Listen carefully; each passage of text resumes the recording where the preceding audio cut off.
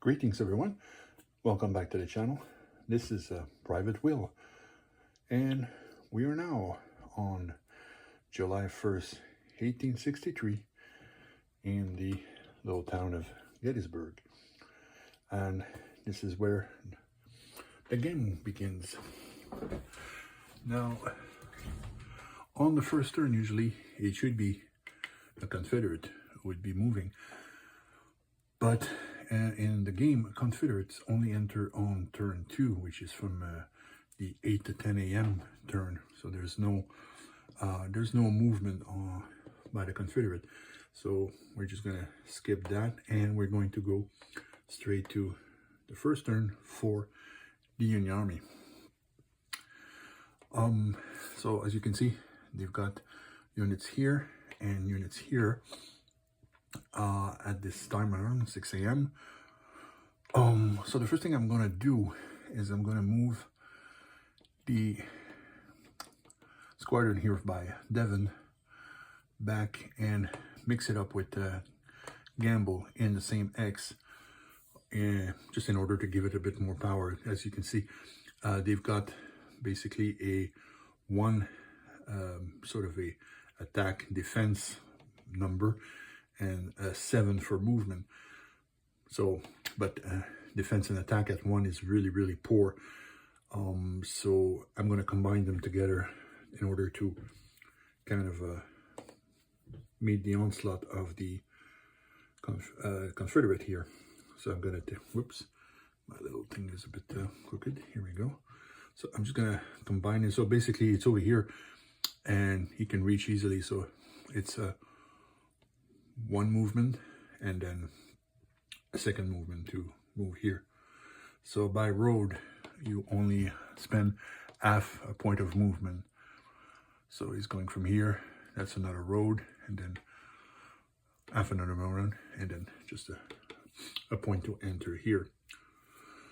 Now the other units that we've got is the division of Wadsworth here, and it's with the 1st Corps Commander Reynolds. And now this is where the game's a little different than the actual battle. I just want to mention this here because when the battle started originally, Reynolds and his 2 squadron of cavalry were the only one sort of defending against the attack of the Confederate. So normally these should already be here fighting with Buford and his forces, but the game's a little different here. So and these will be coming along but the way the game's set up here, Wadsworth's got a movement of 5, and since he's going to move with the unit General Reynolds, he basically gets a 6. So I'm just gonna grab Reynolds here. And so if by road, it's half a movement point. So 1, 2, 3, 4, 5, and 6. And so this unit is also ready to receive the Confederate Army. And that's the first turn. At this point, we would move the counter here to turn number 2. We're now at the 8 o'clock, 10 a.m. Turn. So every turn is about 2 hours of game time, well, of real time if you want. And now it's turn number 2. The Confederate now move. They always move first on every turn. So they've got a infantry division with an attack point of 5 and an artillery division with an attack point of 2. Now they both have a movement point of 5, but I can't combine them because I do not have yet any of the commanding general for that particular corps, which is A.P. Hill, and he's going to be coming in on the next turn. So I have to move them separately. I cannot move them together. So they enter right over here in this X. So I'm going to move the division of Harry Heat first. So he's got 5. So it's going. We'll consider this 1 to enter. But since it's coming from the road, we're just going to go with half a point. So half a point. 1, 2, 3. And he's in position for the attack. And then we've got the artillery to move, and it also have a 5 movement point. And from this X, it could go down the road, or you can also use the railroad line, which works the same as a road in this game. So what I'm going to do, I'm going to enter here with half a movement, then move here for 1 point, 2, and 3. And I'm going to leave the artillery and the wood here, and both units will be able to attack. So once you've completed your movement, the second phase of the turn is the attack. Now, I could have played this a little differently, but just to show you, hopefully I'm going to get some weird result on the dice to show you just what I meant about why this game is not exactly a perfect game, especially in the combat, with the combat system. Sometimes you can have some pretty strange result. So what I'm going to do is I'm going to use the division of Harry Heat here and attack Buford's forces in the X here, which both of them have a 1 defense factor, and they get an extra 1 for the wood, since they're in a wooded area. So they basically get a 3 of defense, and Heat has got a 5. So I got my 2 dice here. The game is resolved with 10-sided dice. Blue for the Union, red for the Confederate. Could have used gray, but I actually don't have any gray dice for 10-sided. I usually throw the dice at the same time. Some players don't necessarily like this, but you know. And there we go. See, I just showed you. So you can get weird numbers sometimes. So 0 for the Confederate is considered a 10. So that gives them an attack of 15. The Union gets a 3, which basically gets it a number of 6. Now, the way it works is every time you've got 3 over the total numbers, you get 1 depletion. So basically 1 unit gets turned over. Every time you're over 6, you get 2 depletions. So we're definitely over 6 at this point. And so we would get 2 depletion. Now, the problem in this is that one of the unit, which is the unit of Divine, doesn't have a second side. It doesn't have a sort of a reduced size. It's eliminated from the game already. So as you see, it can be very quick. And the units have to retreat. And so we're going to retreat them here. Now, as the attacker, you now have a chance to move again if you so want to, but you're not obligated to.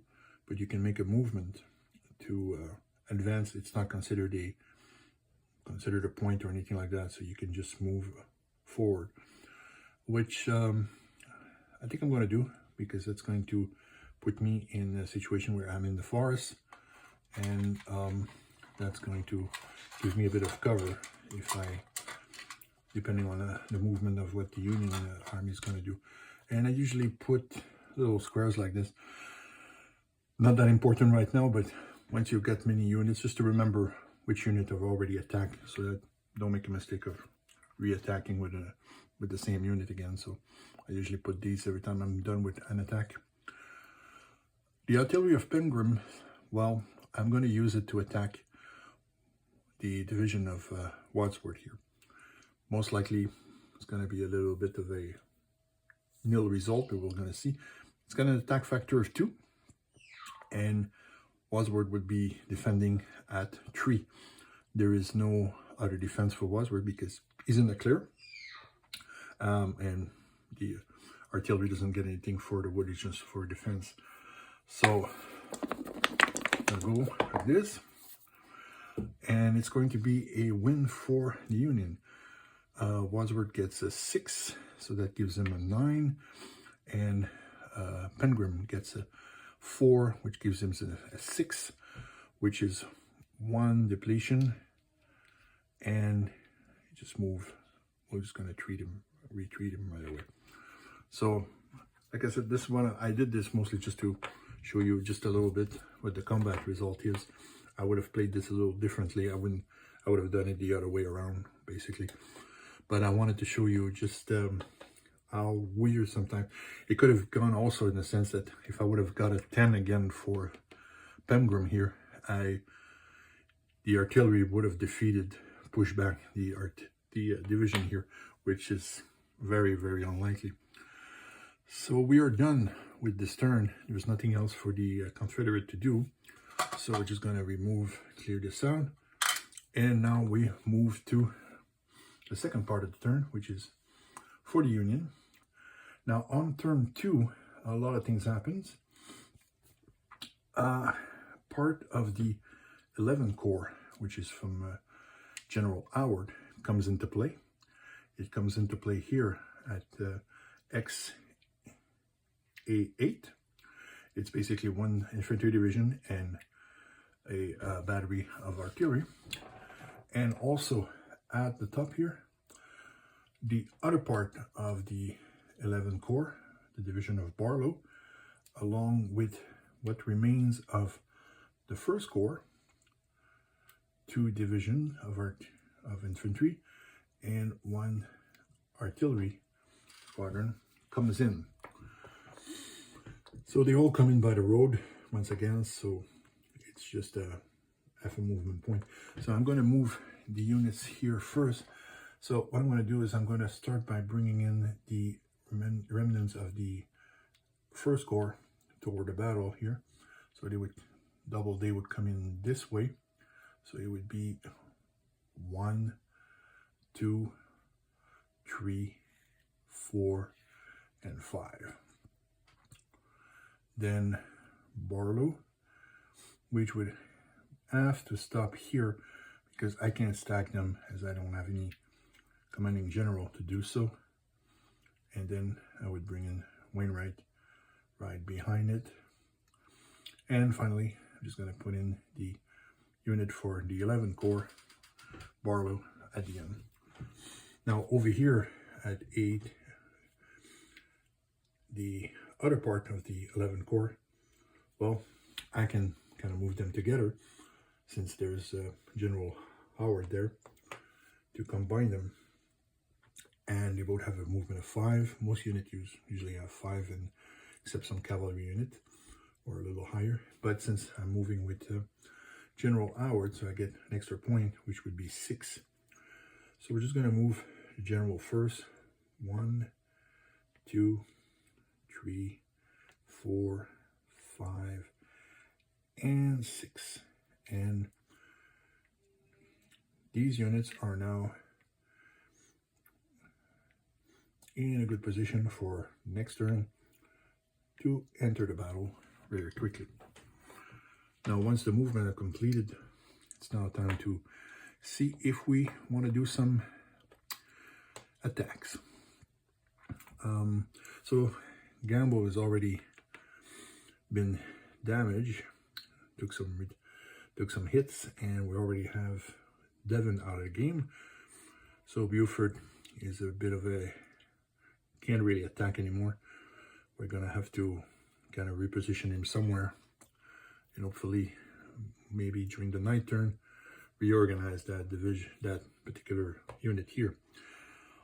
So this has been moved. We know there's some other units coming in, but we're not sure exactly where they're going to come from.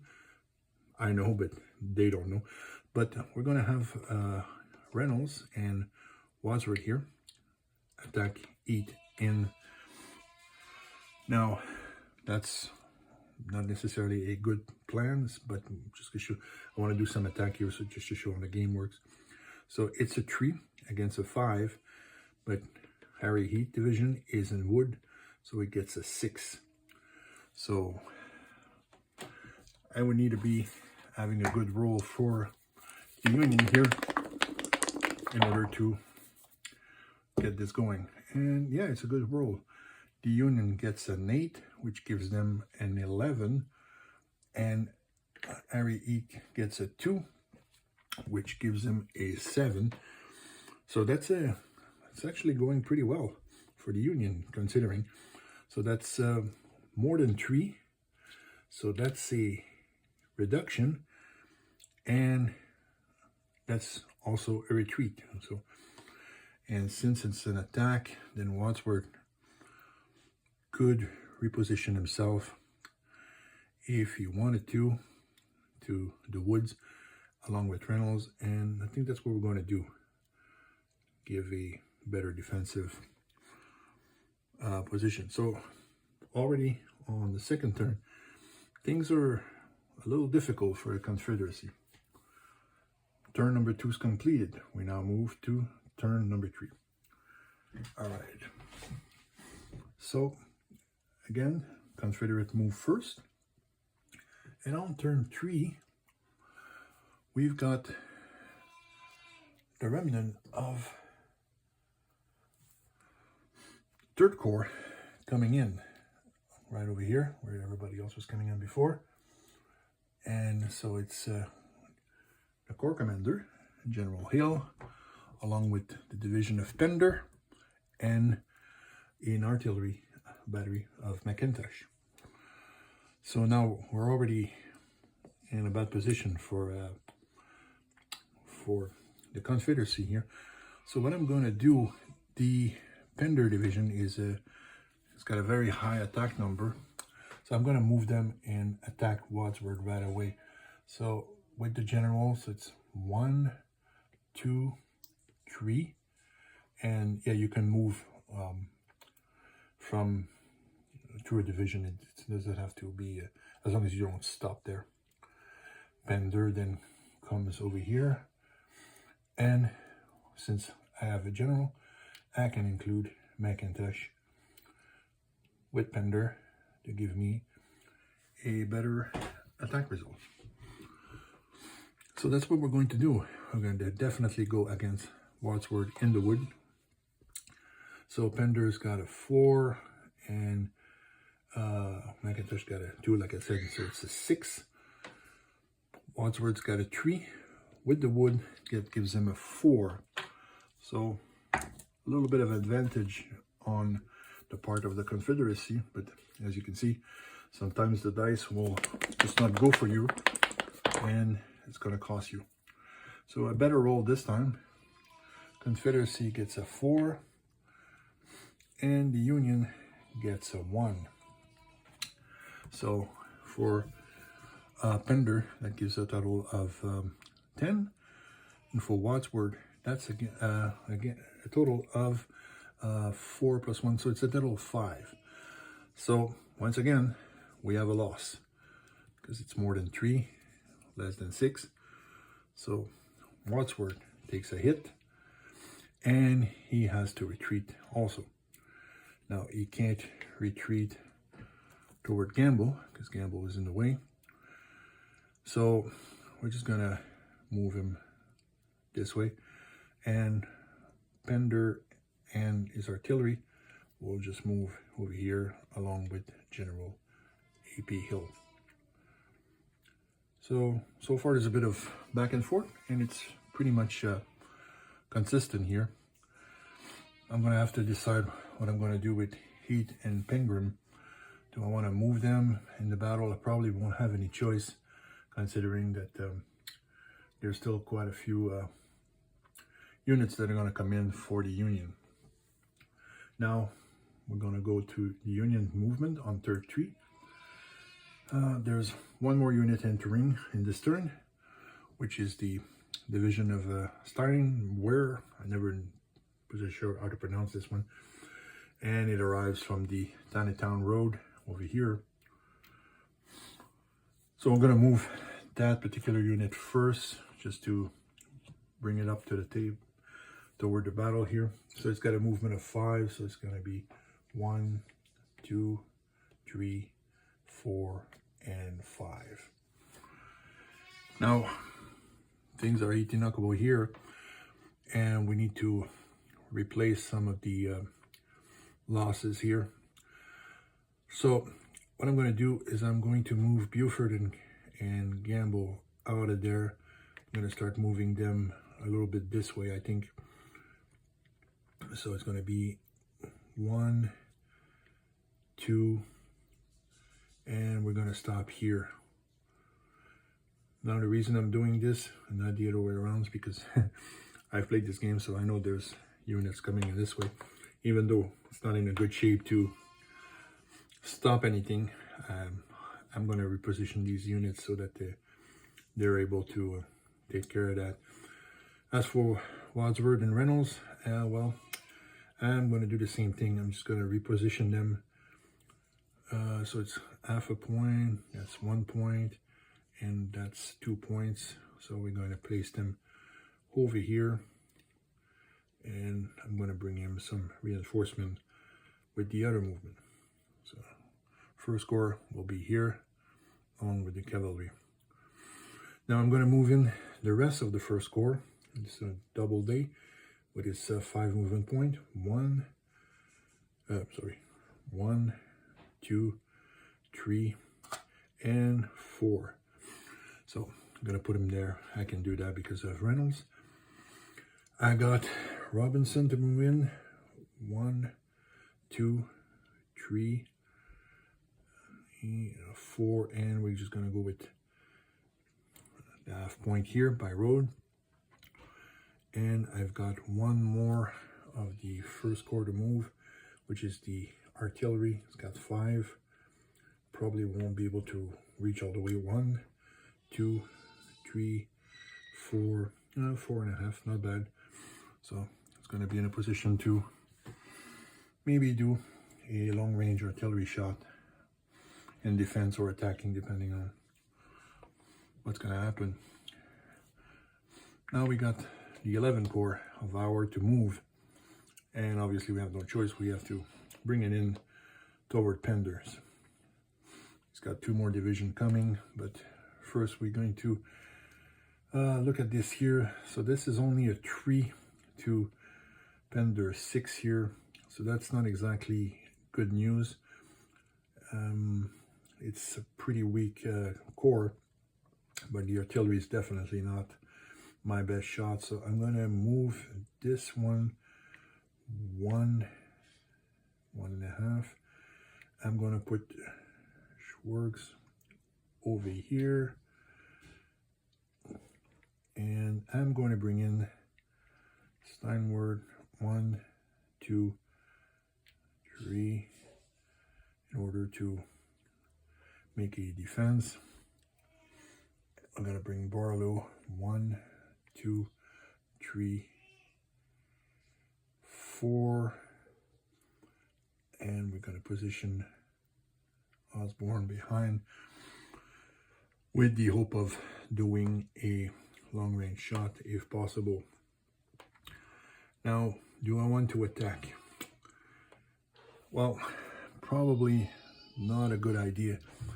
Pender here has got a total of 6 plus the wood 7, and all I got over here is a 4. So it's a bad situation to attack here. I don't really have the total points to do so. So I think I'm just going to sit on it there and just let it slide for now and pass the turn back to the Confederate. So it's now noon on July 1st, and we're at turn number 4. Now the Confederate do have 2 units that comes in this here. You've got General Ewell, along with the Division of Roads. So the 2nd Corps starts to make his appearance into the battle. So this is a pretty strong division. It's got a total of 6 just by itself. We've got Pender doing pretty well over there. I can't combine anything, so what I'm going to do, I'm going to move Pengram probably this way, hopefully to do some sort of a defensive shot. Now, the thing is, in this game, you want to be aggressive as the Confederate, because the Unions does get a lot more units than you actually do have yourself. And if you play it safely, you do have better numbers of attack, but after a while you get overwhelmed by the number of units that shows up. So in tendency, usually with the Confederacy, I have a tendency of being a bit more aggressive. So I'm going to attack over here and see if we can do some damage to Howard right away. So that's a total of 4. He's got a 6. There's no other modifier because there's nothing else, no wood, nothing. And it's a very, very, very bad roll. So the Union gets a 1 and 8, sorry, and the Confederates get a 1. This is what I mean by bad roll. So that gives you a total of 12 for the Union and a total of 7 for the Confederacy, which means that it's 2 hits and a retreat, which is really bad. So I'm going to flip both units on the side and I'm going to retreat this way. And we're just going to mark it as that this one played already, attacked. This one doesn't really move because it was in defense, so it's not really allowed to move. You can only do so on attack. So turn number 4 for the Confederacy is over. We'll now move over to the Union. So the Union's doing pretty well here. And on turn number 5, General Hancock of the 2nd Corps arrives. He enters this way over here. So it's 1, 2, 3, 4, and 5. But he's all by himself. There's no other unit that comes in with him. The unit of his corps will come in a little later. So now we're in good position here. Oh, I forgot to move roads before. We'll just leave it like that. I completely forgot about him. So we'll just leave it as it is now. There's nothing else that comes in. So we'll just leave it as this. They're in position for defense. They're probably going to receive the Confederation Army. So we're just going to remove this and we're going to move to turn number 5. Now finally at turn number 5, some big guns show up for the Confederacy. We've got General Lee, General Longstreet of the 1st Corps. We've got Anderson of the 3rd Corps and Early of the 2nd Corps. So General Lee, as the Commander-in-Chief of, this is the one here. General Lee, as the commander of the Confederacy Army, can combine any units that he wishes for. So he's got a movement of 5. We're going to 1, 2, 3. We're just going to put him with Pengram here for now. Longstreet comes in the same road, which is at the 3rd Corps, the 1st Corps. We're just going to put him in the wood for now. So the remnant of the 3rd Corps for AP Hill shows up, which is Anderson, and comes in through the same road. And so 3rd Corps is over here. We're going to 1, 2, 3, and we're just gonna drop him here with Pengram and General Lee so that stays safe. And if I decide to attack with the 11 Corps of the Union here, we got some defensive power going on through here. We're not going to move any of those. I think we're just going to stay on the defensive there for now. We're going to try and attack them this way. And we've got General Hurley, who comes in here with Ewell and Rhodes. Now, on the previous turn, I forgot to move these units here, but it's okay. It's not a big deal. So it's going to be 1, 2, and we're going to position them here. And this is going to be a pretty big attack here because both of these units have a power of 5, and the defending Union or units here do not have that much power. So with Early, I'm going to attack the Reynolds stack here, which is composed of Doubleday and Wadsworth.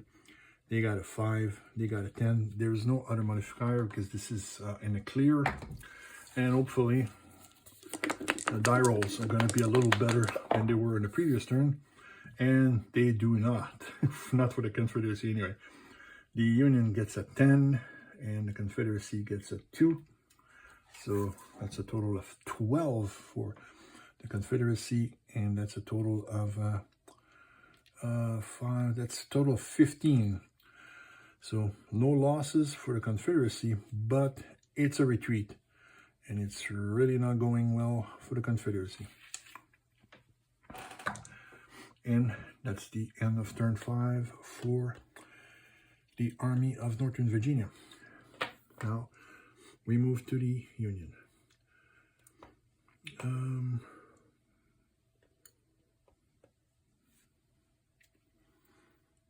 What do we do? So first we've got Slocum coming in at over here, along with the rest of his corps, which is the 12th Corps, which is the 3rd Corps that's going to be showing up on the battle for the Union. Now, where do I want to move them? Let's see.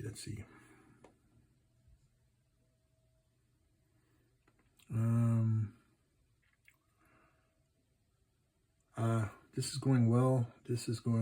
I think I'm just going to move them along here, sort of extend the line, and probably try to attack them from the other side. So it's going to be 1, 2, 3, 4. I'm going to stop over here. We're going to bring in these two together and stack them up with General Slocum. And we're going to take the artillery unit. 1, 2, 3, 4, and we're going to stop over here. So there we go. So that's the 12th Corps. Now, General Hancock, we're just going to move in a little closer to Gettysburg. 1, 2. I'm just going to leave him here. Now, he arrived early at the battle, and he kind of took a little bit of general command of the battle. But I'm not going to do this here. Technically, you could use him as a wing commander, and you could stack up some units, but I'm not going to do that with him now. I'm just going to leave it as he. And so that's the turn for the Union. So now we're at did I skip it? Oh, I did skip a turn. My mistake. I did skip a turn. I actually moved these before. I should have moved the Confederacy first. My bad. I was going a little too fast. Yeah, so at turn 6, there's actually Confederacy units that come in. I overlooked that, so my bad. Well, it's okay. I'm just gonna play it like that. We'll just pretend they're coming in on turn 7. It's not exactly how it should be, but we're not gonna lose much sleep over it. It's going bad for the Confederacy anyway. So one more thing to go bad with doesn't really change anything. So these are the remnant of the 2nd Corps and 1 unit of the cavalry of the Confederacy, which they can be stacked up with General Stewart, but he's not going to be in the game until tomorrow. So for now, this unit will be pretty much by itself. So let's see. Hope I forgot to move my tracker here. So we're going to move the 2nd Corps first, which is a bit tricky since the 2nd Corps of Hurley is over here, and I would like to keep the units as close together as possible. So we're going to take this one here. This is Johnson. We're going to move 1, 2, 3, 4, 5. And we're going to leave him with Longstreet.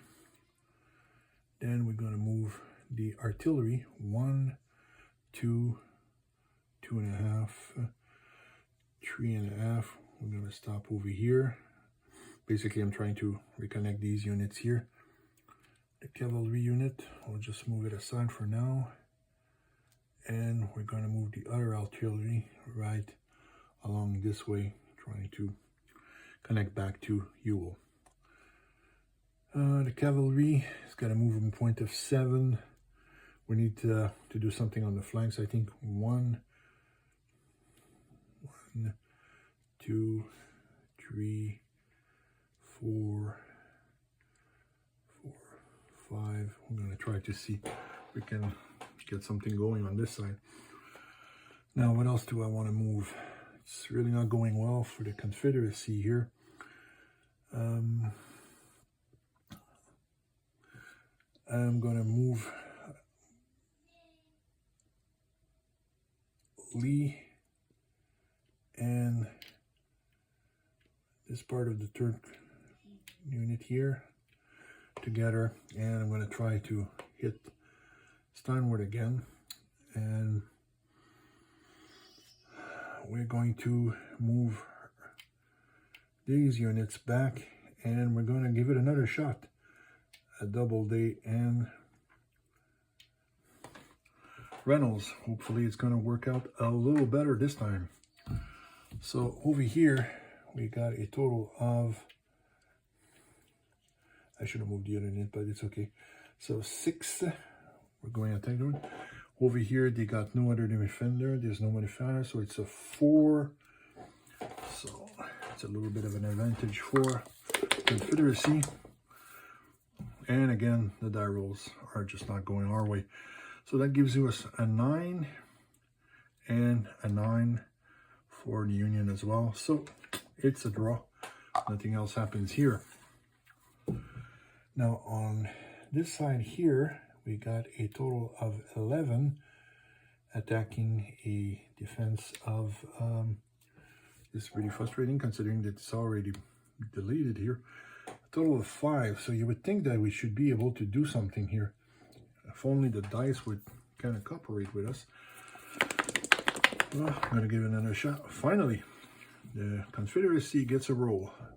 So that's a 10, which gives us a 15. And that's a 5 for the Union, which gives us a 10. So it's more than 3. So there's not a loss for the Union. We're just going to flip over Doubleday, and they need to retreat, and we're just going to retreat this way. So the 1st Corps is really getting hit hard here. So that leaves Robinson isolated and Gamble by himself. I'm gonna have to think about moving those. So turn 7 is complete for the Confederacy. It's now the turn of the Union. And believe it or not, they still have more units coming in. They've got General Sickle of the 3rd Corps joining in the battle, along with his 1st Division, the division of Barney. They come in to this X over here. They have a total of 6 movement points since they're going to move together. So if we move the general, it's 1, 2, 3, 4, 5, and we're going to stop here.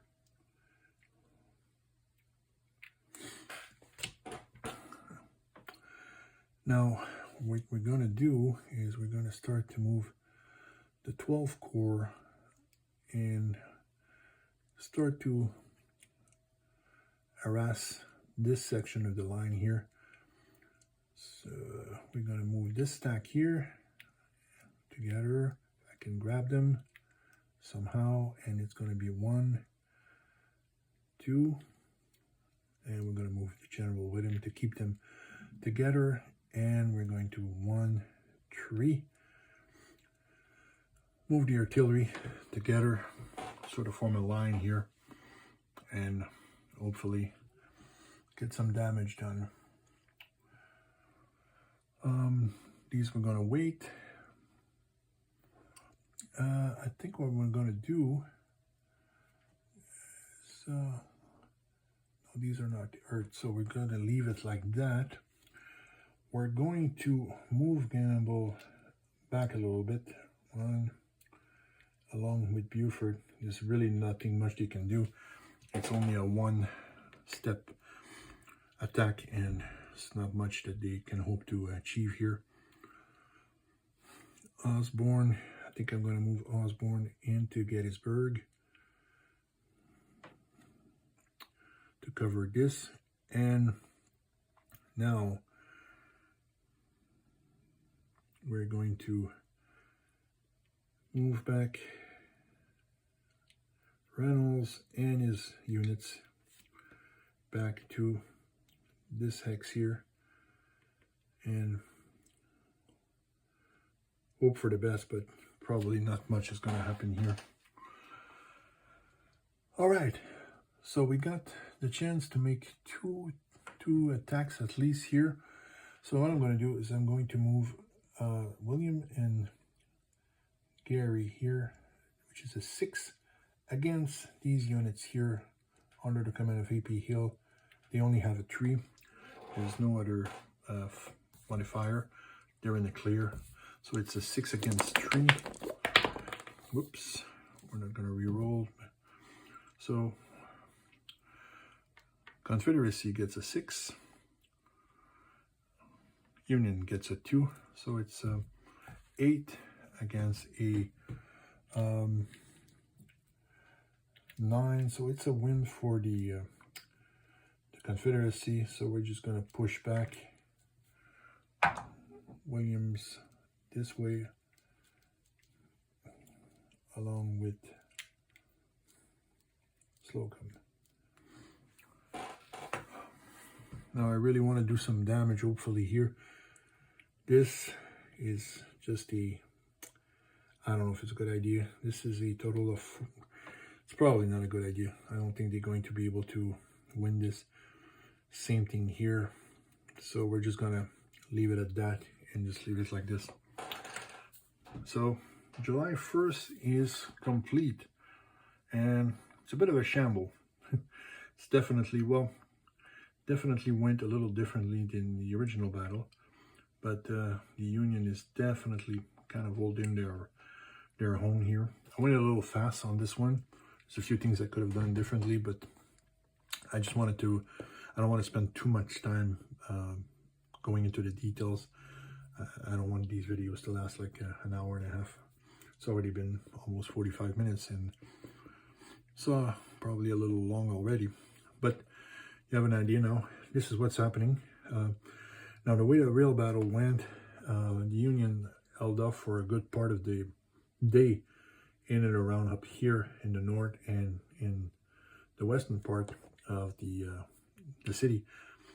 But then around the start of the evening, end of the afternoon, they sort of kind of cracked up and they went through running. There was a lot of street fighting in Gettysburg, and the way things ended up is that the Union Army was sort of a kind of a this way kind of a line here with their units from Little Round Top, well, not exactly at Round, but just at the end of Cemetery Ridge all the way to Culp's Hill, and the Confederacy was lined up on the other side. As it is now, it's close, but it's a little different, and the die rolls were not very gentle for the Confederacy. There's a few things that could have gone way better, but like I said, this is what the game is. It's a fun game, but the combat system is a bit funky sometimes. You can get some very strange. I mean, I've had situations where I've attacked with two strong Confederacy division attacking a single kind of artillery, and the roll just kind of went crazy. It was ended up with like an 11. They ended up with like 11. It's a tie. It should never happen like that. So, but it's what the game is. It's a little strange. So there you go. This is the first day at Gettysburg, July 1st, 1863. Went okay. Every time I play this game, I'm always wondering how things are gonna go. I've played some times where it was really, really strange. Made a few mistakes here. I was kind of going a little too fast. I wasn't thinking of things very well. I forgot a few things. Try to do better on the second day. I was a bit nervous also. I really like this game. I wanted to show it to everybody, and I wanted to make sure it went well. So obviously, when you do that, you'll make a little bit of mistakes as you go along. Tomorrow we'll try again for July 2nd. Hope you'll join me again. We'll jump back into the time machine and see what's going to happen on the second day of the Battle of Gettysburg. So if you played this game before, please leave a comment. Let me know what are your strategies, what you use. If you spotted some of my other mistakes that I might have missed, let me know also. Just leave a comment, and until then, I'll see you tomorrow, and stay safe, everyone.